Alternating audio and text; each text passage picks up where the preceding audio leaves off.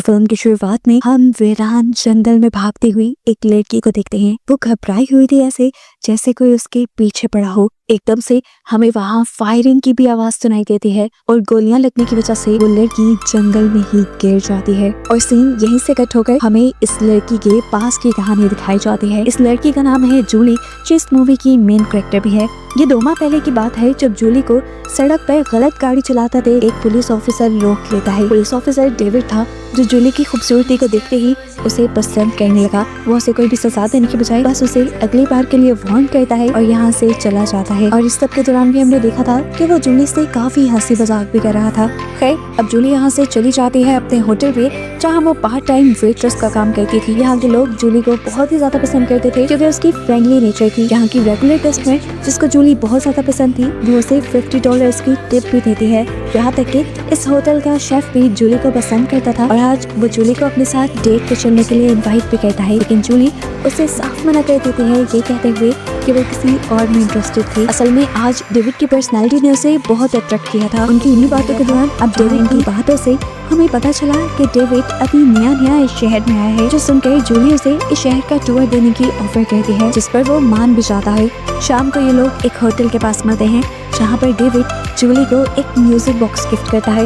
ये लोग जब पार्क के अंदर गए तो वहाँ पर शेफ भी आया हुआ था, जो बस बार जूली को घूर ही रहा था, जो चीज अब डेविड ने भी नोटिस कर ली थी। बाहर से बाहर आकर वो जूली से पूछता है, कौन वो तुम्हें घूर क्यों रहा था? क्या तुम उसके बारे में इंटरेस्टेड तो कुछ नहीं है? बस वो मेरा क्लिक है और वो मुझे ऐसे क्यों देख रहा था, मैं ये बात नहीं जानती। उसकी इस तरह बात करने पर डेविड भी थोड़ा ऑकवर्ड हुआ और बोला, मैंने ये सब इसलिए पूछ लिया क्योंकि मैं बस थोड़ा सा इनसिक्योर हूँ। मैं पहले भी एक रिलेशन में रह चुका हूँ, लेकिन मेरी गर्लफ्रेंड ने मुझे धोखा दिया था और अब मैं नहीं चाहता कि मेरा ये रिलेशन भी खराब हो जाए। कुछ दिन यूं ही गुजरते रहते हैं, ये लोग आपस में मिलते रहते हैं और आखिर एक दिन जूली फैसला कर लेती है डेविड को अपनी मॉम से मिलवाने का। इसीलिए वो अपने घर उसे डिनर पे इनवाइट करती है। डेविड की फ्रेंडली नेचर और पर्सनैलिटी ने जूली की मॉम को भी इम्प्रेस कर दिया था। यहाँ पर डेविड जूली की मॉम से उसे एक दिन शहर से बाहर ले जाने की परमिशन भी मांग लेता है। शहर से बाहर एक छोटे से टाउन में उनका एक फैमिली कैबिन था, जो एक बहुत प्यारी जगह थी। यहाँ आने पर जूली और डेविड के दरमियान में डेविड के बचपन की बातें होती हैं। वो लोग बचपन की तस्वीरें भी देखते हैं और डेविड जूली को बताता है कि बचपन में ही उसके पेरेंट्स मर गए थे, जिसके बाद से उसे शेरिफ ने अडॉप्ट कर लिया था। यही बात करते करते वो अपने पुराने बिगड़े हुए रिलेशन के बारे में भी बात करने लग जाता है और ये सब करके वो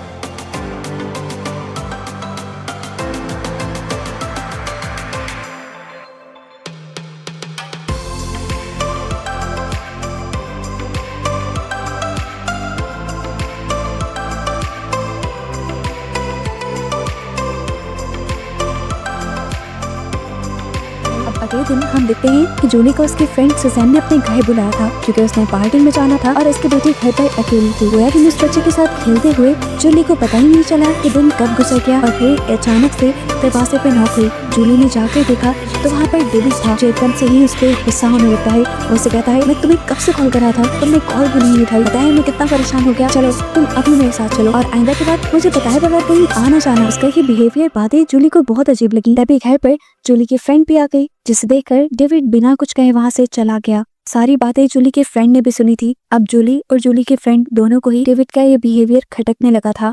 अगले दिन भी वो फोन पे यही डिस्कस कर रहे थे कि क्या जूली का इस रिलेशन में आने का फैसला गलत तो नहीं हो गया, कि तभी जूली को अपने घर पर डेविड की तरफ से रोज रिसीव होते हैं और वो अपना ख्याल बदल देती है। इस टाइम पर जूली को अपने कमरे से अजीब आवाज सुनाई देती है। कमरे में जाकर उसने देखा कि डेविड का दिया हुआ म्यूजिक बॉक्स उसके बेड के बिल्कुल दरमियान में रखा हुआ था और उसके हाथ में कोई लेटर भी था। जूली ने वो लेटर खोला तो उसमें लिखा था कि डेविड बैकयार्ड में है। ये सुनकर वो घबरा गई और फौरन बैकयार्ड में गई, जहाँ कि डेविड हमेशा बिना बताए क्यों आ जाया करता था। इससे पहले कि जूली उससे कुछ कहती, डेविड ही उससे माफी मांगने लग जाता है। उसका माफी मांगने का तरीका कुछ ज्यादा ही अजीब था। वो रेक उठाकर उसका मुंह जूली की गर्दन की तरफ कर देता है और बोलता है, मैं माफी मांग तो रहा हूँ, इसके बाद क्या चाहती हो तुम? प्लीज चलो ना, आज हम किसी डेट पे चलते हैं। जूली को ये एक इनविटेशन से ज्यादा धमकी लग रही थी, इसलिए वो डर कर वहाँ से अपने घर आ गई, जहाँ पर अब उसकी मॉम भी थी। वो अपनी मॉम को ये सारा किस्सा सुनाती है कि किस तरह डेविड ने उसके गले पे रेक रखकर उसे डेट पे जाने को कहा। ये सुनकर उसकी मॉम भी परेशान हो जाती है और डेविड के अंकल शेरिफ से बात करने का डिसाइड करती हैं। अगले सीन में दिखाया जाता है कि शेरिफ ने डेविड को अपने ऑफिस में बुलाया हुआ था। उन्हें डेविड से पूछा, ये क्या सुन रहा हूँ मैं? तुम बिना पूछे गए और उसे रेक से धमकी दी। डेविड ने जवाब दिया, अरे नहीं अंकल, मैं तो अपनी गर्लफ्रेंड को मनाने गया था, वो कुछ ज्यादा ही एग्जैजरेट करके आपको बता रही है। ये कहकर वो बाहर निकल जाता है। बाहर निकलते हुए हम उसके एक्सप्रेशन देख सकते थे। वो बहुत ज्यादा गुस्से में था। बाहर जाने पर उसके कलीग उसे कहते हैं, मैंने सुना है जूली की रिपोर्ट के बारे में, तुम उससे ज्यादा सर पे सवार ना करो, उसे अपने पे हावी करने की बिल्कुल जरूरत नहीं। उसकी बातों से साफ लग रहा था कि वो भी डेविड को पसंद करती है और उसके साथ रहना चाहती है। जूली को अपनी फ्रेंड की बेटी को पिक करने जाना था स्कूल। जैसे ही वो स्कूल पहुंची तो थोड़ा लेट हो चुकी थी और वहां जाकर उसे अपनी फ्रेंड की बेटी कहीं नहीं मिली। ये देखकर वो घबरा गई और जोर से उस बच्ची का नाम पुकारने लगी। तभी वो बच्ची डेविड के साथ उसके सामने आ गई। जूली फौरन उसके हाथ से बच्चे का हाथ ले लेती है। यहाँ डेविड गुस्से में था। वो उससे कहता है, तुमने बहुत ही बेबुनियाद रिपोर्ट की है पुलिस में, तुम्हें क्या जरूरत थी ये सब करने की। ये सुनकर तो जूली की हवाइयां उड़ जाती हैं। उसे लग रहा था कि डेविड कर देगा। घबराकर वो बच्ची को लेकर अपनी गाड़ी की तरफ भागी और तभी यहाँ पर शेरिफ भी आ गए, जिन्होंने घबराई हुई जूली को देख लिया और पीछे उसके खड़े हुए डेविड को भी देख लिया। वो समझ गए थे कि डेविड ने जरूर उसे कोई धमकी दी होगी या कुछ बुरा कहा होगा, इसलिए वो डेविड को अब धमकी देते हैं कि तुम्हें जूली के पास आने की कोई जरूरत नहीं, तुम उसे छोड़ दो। ये सब अच्छा नहीं हो रहा। अंदर ही अंदर डेविड को इन सारी बातों से गुस्सा आ रहा था, लेकिन फिलहाल वो अपने अंकल के सामने सिर्फ हाँ में सर हिलाता है और वहां से चला जाता है। यहाँ जूली था। शाम को ड्यूटी के बाद शेफ होटल के बाहर उसे पूछता भी है कि क्या तुम्हें कोई परेशानी है जूली, लेकिन यहाँ जूली उसे कुछ नहीं कहती और घर जाने के लिए निकल जाती है। जैसे ही वो पार्किंग लॉट से अपनी गाड़ी निकाल रही थी तो एकदम से डेविड उसके सामने आ गया, जिसका साफ मतलब था कि वो जूली के ऊपर नजर रखे हुए था और उसने जूली को शेफ के साथ भी देख लिया था। वो जूली को गाड़ी से बाहर निकलने की धमकी देता है, लेकिन जूली को पता था कि अगर वो गाड़ी से बाहर निकली तो डेविड कुछ भी कर देगा। घबरा कर वो गाड़ी स्टार्ट करके घर आ गई और घर आते ही उसने ये सब अपनी मॉम को बताया कि किस तरह डेविड उसके पीछे था और पीछा करने के बाद उसने गाड़ी के सामने आकर उसे धमकी भी दी। ये सुनकर तो उसकी मॉम भी घबरा गई। उनको भी अब अपनी बेटी की जान खतरे में लगने लगी थी। वो फौरन इस चीज की भी रिपोर्ट डेविड के अंकल को करती हैं। शेरिफ भी इस चीज को इन्वेस्टिगेट करते हैं, लेकिन उन्हें पता चलता है कि डेविड तो पूरी रात अपनी एक कलीग के साथ था ड्यूटी पर। वो तो जूली के होटल के करीब भी नहीं गया और ऐसे अब उन्हें लगने लगा कि जूली सच में बढ़ा चढ़ाकर उन्हें चीजें बताती है। अब तो हमें भी ये फील हो रहा था कि शायद वो सच में जूली का ख्याल होगा, क्योंकि जूली बहुत ज्यादा डेविड से डर चुकी थी, इसलिए उसने डेविड को सर पे सवार कर लिया था। आधी रात को, दिन में, रात में उसे ऐसा ही लगता था कि डेविड कभी भी आएगा और उसे नुकसान पहुंचा देगा, लेकिन हर मर्तबा ये सब उसका वहम निकलता था। लेकिन एक दिन फिर सच में ऐसा होने लग गया। जूली को सबसे पहले अपने कॉलेज से मेल आई कि उसकी एप्लीकेशन उसी के कहने पर कैंसिल कर दी गई है। हालांकि उसने एप्लीकेशन कैंसिल करने की कोई मेल नहीं की थी। उस कॉलेज में पढ़ना तो उसका ख्वाब था। वो दोबारा भी एप्लीकेशन सबमिट कराने की कोशिश करती है, लेकिन पता चलता है कि वो एक मर्तबा कैंसिल हुई हुई एप्लीकेशन को दोबारा सबमिट नहीं करवा सकती। अभी वो इसी मसले से बाहर निकली थी कि उसे अपने ही नाम से बहुत सारी मेल्स आने लग गई और ये देखकर वो घबरा गई। इन सब चीजों को इग्नोर करते हुए जूली जब काम पे गई तो उसने देखा कि आज कस्टमर्स का भी उसके साथ बिहेवियर कुछ ज्यादा अच्छा नहीं था। पता चला कि जूली के खिलाफ किसी ने ऊटपटांग की बातें शहर में मशहूर कर दी थी। इसी दौरान जूली के होटल में डेविड की कलीग भी आते हैं, जिसने जूली को बोला कि तुमने अच्छा नहीं किया डेविड के साथ, वो हर रात मेरे पास आकर तुम्हारे लिए रोता रहता है। ये सुनकर जूली को बहुत बुरा फील हुआ कि बुरा उसके साथ हो रहा था, सिंपैथी फिर भी डेविड को मिल रही थी। ये सब बातें शेफ ने भी सुन ली थी। शेफ तो बहुत अच्छे से जूली को जानता था। वो उसे होटल से बाहर ले जाकर कहता है, मुझे लगता है कि तुम्हारे पीछे कोई पड़ गया है, मेरी गाड़ी में एक गन है, तुम उसे हमेशा अपने पास रखा करो। ये कहकर उसने जूली को गले लगा लिया और गले लगते ही जूली फूट फूट कर रोने लगी। उसने भी अपना सारा डर अब शेफ को बता दिया था। जूली नहीं चाहती थी कि डेविड उसके साथ कुछ भी बुरा करे। वो अब और डेविड के साथ नहीं रहना चाहती थी। ये कहने के बाद अब वो फैसला करती है कि वो डेविड की सच्चाई का पता चला कर रहेगी। अपनी फ्रेंड के जरिए वो डेविड की एक्स गर्लफ्रेंड के घर का पता चलाती है और उससे मिलने के लिए जाती है।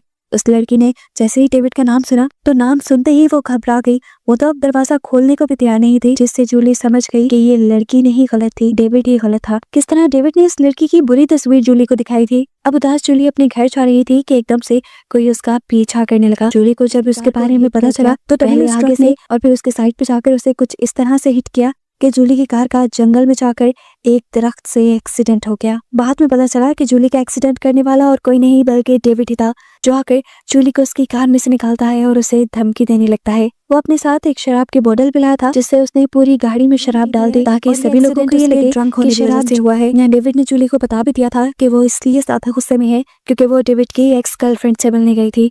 जबरदस्ती डेविड अब जूली को अपनी कार में बिठाए यहाँ से ले जाने लगता है। खूब से जूली का बुरा हाल हो रहा था। सिचुएशन को कंट्रोल में करने के लिए जूली यहाँ डेविड से माफी मांग लेती है। डेविड उसकी बात का कोई जवाब नहीं देता। चलते हुए जूली ने रास्ते में दो लड़कों को भी देखा जो उसी को देख रहे थे। जूली ने होठ हिलाकर उनसे हेल्प मांगने की कोशिश की, लेकिन लड़कों ने ज्यादा रिस्पांस नहीं दिया। थोड़ी देर बाद वीराने में डेविड ने गाड़ी रोक ली, जूली को गाड़ी से बाहर निकाला और यहाँ पर जूली को प्रपोज करने लगा। जूली जानती थी कि अगर उसने मना किया तो उसका अंजाम बहुत बुरा हो सकता था, इसीलिए वो हाँ कह देती है और ऐसा प्रिटेंड करती है कि जैसे इस टाइम उसे डेविड के साथ बहुत अच्छा फील हो रहा है। ऐसे ही प्रिटेंड करते करते वो चुपके से डेविड के पीछे गई। वो यहाँ से भागना चाहती थी, लेकिन डेविड ने उसे दूर जाते हुए महसूस कर लिया। जब तक वो पीछे मुड़ा तब तक जूली सड़क के दूसरे किनारे पर जा चुकी थी।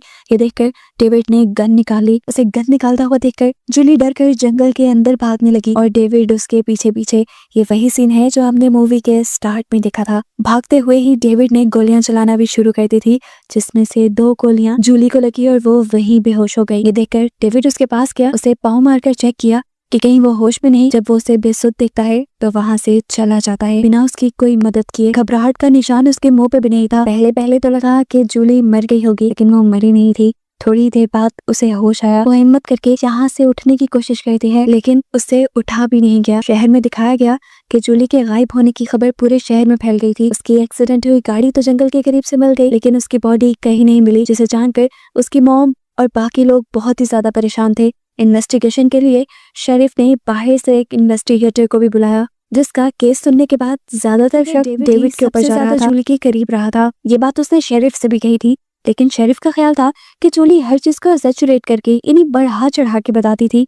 ऐसे में शेरिफ को डेविड पर बिल्कुल शक नहीं है। सिंकट होकर दोबारा हमें जूली को दिखाया जाता है, जिसके करीब से 2 शिकारी गुजरे थे। वो उनको मदद के लिए अपने पास बुलाना चाहती थी, लेकिन उसके अंदर अब बोलने की भी ताकत नहीं थी। यहाँ अब जूली को अपनी मॉम की याद आने लगी थी। यहाँ उसने अपनी जिस्म की सारी हिम्मत इकट्ठी की और आंखें खोली। उसकी आंखें खोलते ही दूसरी तरफ उसकी मॉम की भी बेचैनी बढ़ जाती है। फौरन उसने पुलिस स्टेशन में आकर इन्वेस्टिगेटर से कहा, मेरी जूली जिंदा है, मुझे बहुत स्ट्रॉन्ग फीलिंग आ रही है, उसे ढूंढे प्लीज। जूली की मॉम ने उसे ये भी कहा था कि जब मैं सो के उठी तो मुझे जूली की आवाज आ रही थी। ये बात अब डेविड ने भी सुन ली और वो फौरन उस जगह पहुंचा जहाँ पर उसने जूली को गोली मारी थी। वहाँ जाकर उसके होश ही उड़ गए, क्योंकि वहाँ जूली कहीं भी नहीं थी और उसे जूली का ताजा खून नजर आ रहा था, जिसका मतलब था कि जूली जिंदा है। वो अब जूली को ढूंढने लगा। जूली को ढूंढते हुए उसका सामना हो गया इन्वेस्टिगेटर से, जो डेविड से पूछता है, तुम यहाँ क्या कर रहे हो? आज तो तुम्हें अपनी टीम के साथ जाना था ना एक मिशन पर। जिस पर डेविड बिना घबराए से जवाब देता है, हाँ जाना तो था, लेकिन फिर मुझे जूली की याद आई। मुझे याद आया कि जूली को ये जगह बहुत पसंद है,